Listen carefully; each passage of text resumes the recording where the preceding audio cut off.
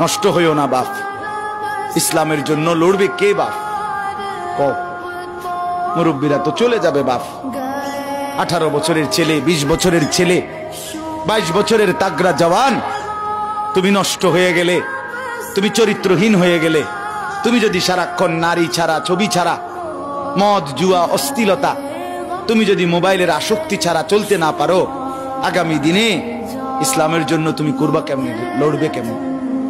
আগামী প্রজন্ম তোমার হাতে নিরাপদ দিন পাবে কেমন? বেঁচে থাকার নিরাপত্তা মিলবে না।